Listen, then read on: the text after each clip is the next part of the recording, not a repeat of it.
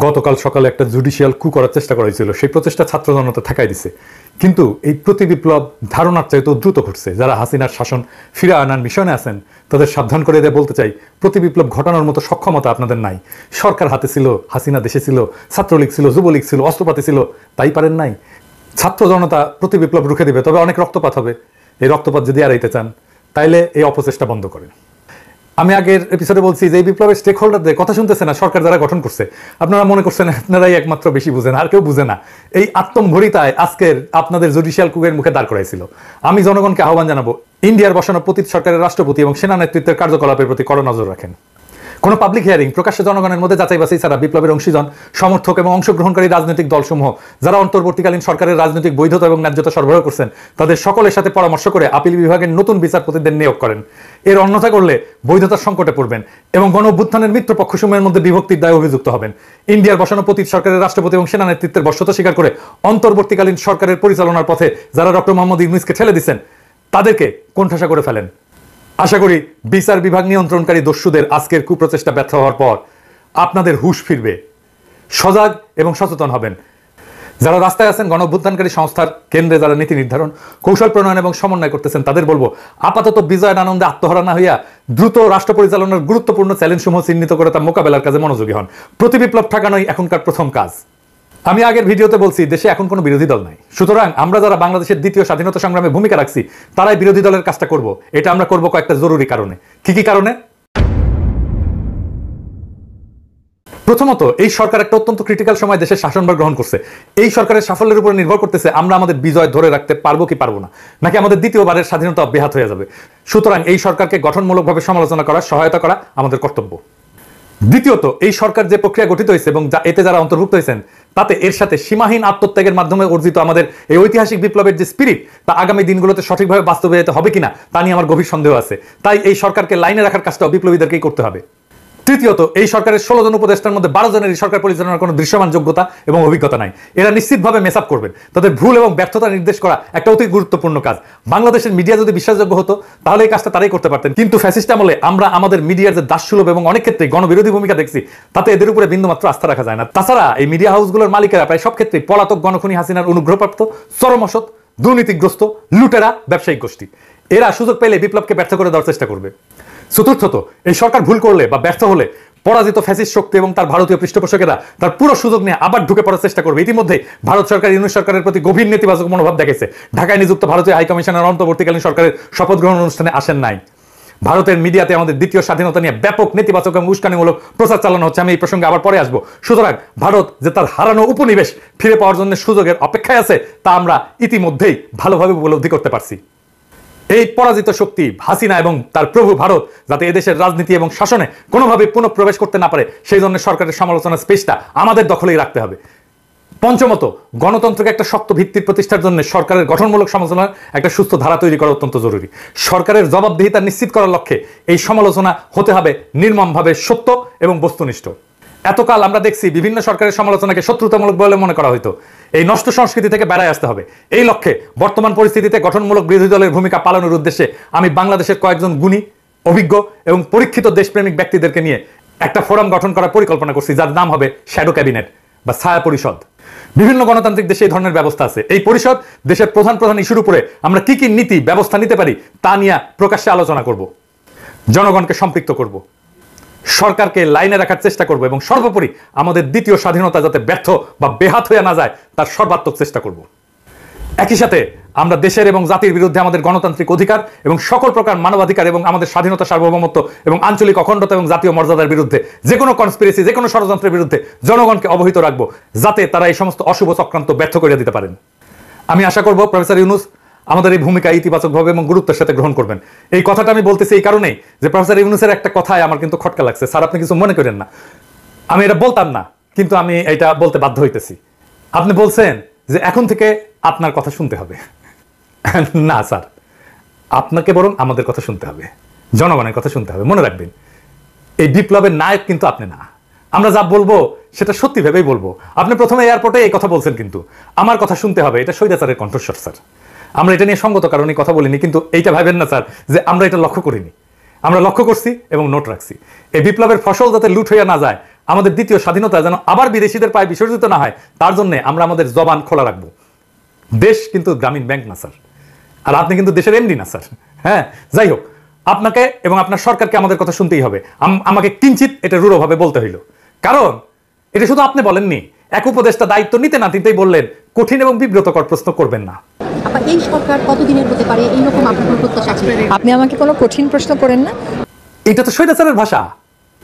এই মনোবৃত্তি নিয়ে কি করে একজন একটা বিপ্লব উত্তর সরকারের স্থান পায়, ভারী উদ্বেগের বিষয়।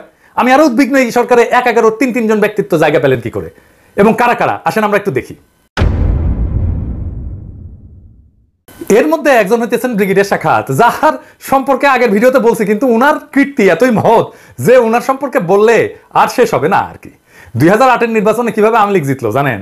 আওয়ামী লীগ পেল 49% ভোট, আর বিএনপি পেল 33.20% ভোট। আর সিট পেল আওয়ামী লীগ কত? 230, আর বিএনপি 33 মাত্র। এটা কেমনে কিভাবে হইল?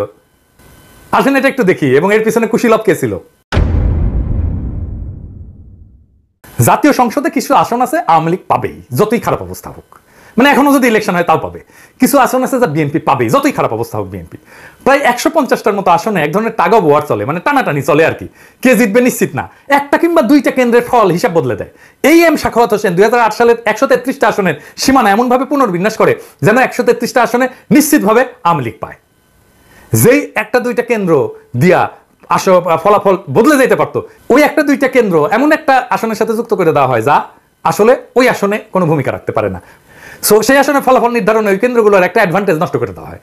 এই লোকটা তো আসলে করাপ্ট, এটা স্যার আপনি জানেন না?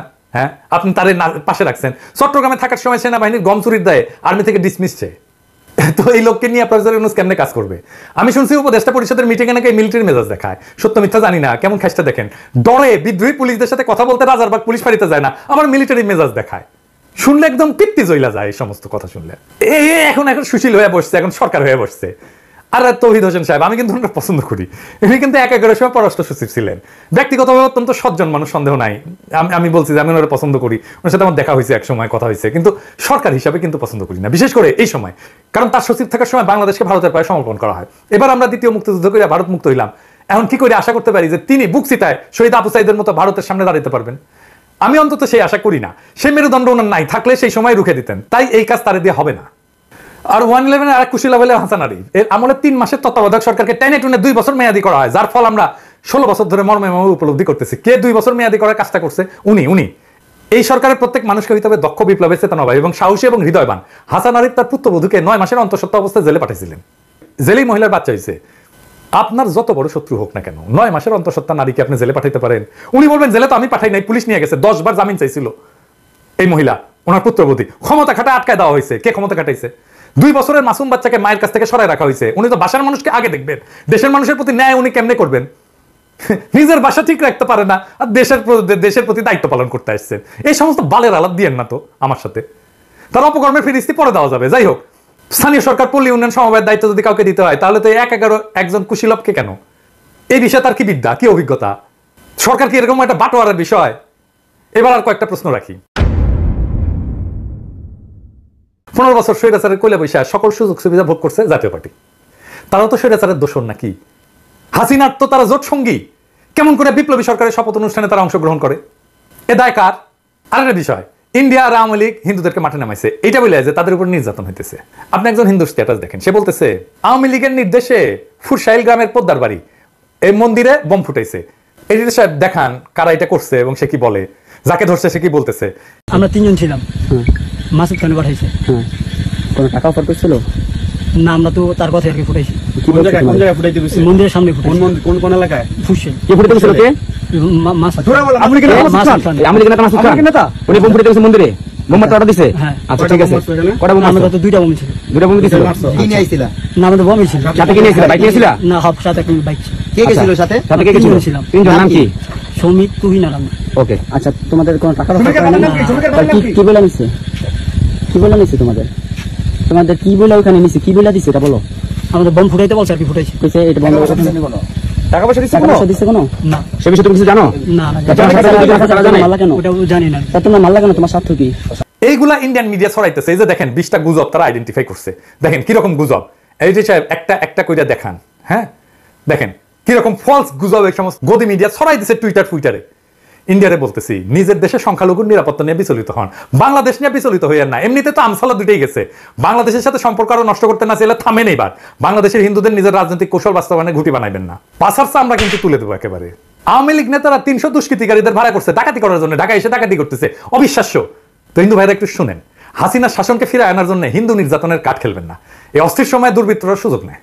আওয়ামী লীগের মুসলমান নেতারা মার খায় নাই, বিভৎসভাবে মার খাইছে, মারা গেছে, বাড়ি ঘর দূর পুরাই দিছে, দেয় নাই? কত বড় বড় নেতাদের বাড়ি ঘর, শেখ মুজিবের 32 নম্বর পুরাই দিছে। আমি বলছি কোথায় কোথায় যোগাযোগ করতে হবে নিরাপত্তার জন্য। আপনাদের বাসস্থান মন্দির পাহাড়া দেওয়া হয়েছে না? হয়েছে তো, আরো হবে। কিন্তু এটাকে ইস্যু বানায় বিপ্লব বানচালের চেষ্টা করবেন না, আপনাদের দোহাই লাগে। এটা আনম্যানেজেবল পর্যায়ে চলে যেতে পারে, কিন্তু আপনাদের সাবধান করে দিচ্ছি, সতর্ক করে দিচ্ছি। বাসায় ফিরে স্থানীয় দরকার হলে হেফাজত ইসলামের সাথে যোগাযোগ করেন, তারা আন্তরিকতার সাথে আপনাদের রক্ষা করছে। স্পেসিফিক কোথাও নিরাপত্তা প্রয়োজন হলে আমাকে জানান, আমি আমার সীমিত সামর্থ্য নিয়ে আপনাদের পাশে দাঁড়াবো। গোবিন্দ পরমাণু তো হিন্দুদেরই নেতা না, সে বলছে যে একটা ঘটনা সাম্প্রদায়িক না, তারা আক্রান্ত হয়েছে কারণ তারা আওয়ামী লীগ করতো।